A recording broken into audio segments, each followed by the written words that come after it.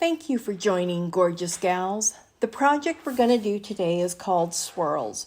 It's a simple project and I think you'll enjoy it. I start by measuring out the gourd. I decided I wanted to use 3 colors, which I will repeat once.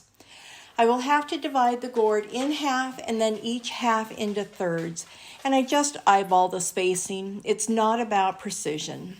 In art and nature, subtle imperfections are more pleasing to the eye. Now I start the carving. When I'm carving, I use my 3M respirator because the dust from the carving is not good to breathe. I also wear protective eyewear. I'm using my Gourd-Master Pro Carver 2 with a zip cutter tip that has a 1/8 inch shank. I'm doing 2 different simple carving techniques. One is called a filigree, which is an odd shaped circle. The other is just little holes of different sizes randomly spaced. The design pattern is to have one section with no carving, the next with little holes, and then the filigree. I'll repeat this pattern with the next section plain, then little holes, and finally filigree.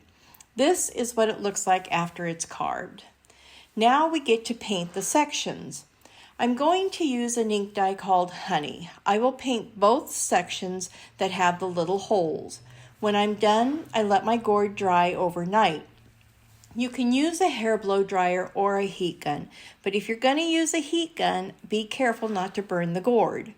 When the dye is dry, it will have a dull look until it gets sealed at the end.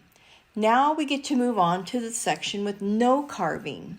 I'm using an ink dye called Rust. I'm only painting the 2 sections with no carving. I overlap the rust onto the honey to cover any pencil lines. Once both sections are painted, I let it dry overnight, or again, you can use a hair blow dryer or a heat gun. The dye will dry to a dull finish until it gets sealed.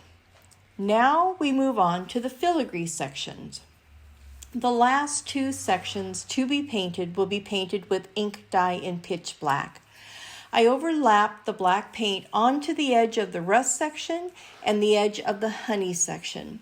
This will cover up any pencil marks that may have been left on the gourd. I also paint all around the filigree holes since they are much bigger than the small holes. It will give a finished look to the gourd. Again, I will let this dry overnight, or you can use the hair blow dryer or the heat gun. The black will also dry to a dull finish. The last step is to paint the inside of the gourd. I do not use resin because of the holes. Makes sense, right? I use a large paintbrush and acrylic paint to paint the inside. After all the painting has dried, I take it outside to my protected area that I showed you in the last video and spray it with shellac to give it a nice seal and shiny finish. Here is the finished project. It's simple yet elegant. I love the contrast between the colors, and they really complement one another. One is gentle, one is striking, and one is bold. I hope you enjoyed today's project and would consider subscribing and hitting the notification bell. Next week, we will be doing a totally different craft that doesn't involve driftwood or a gourd.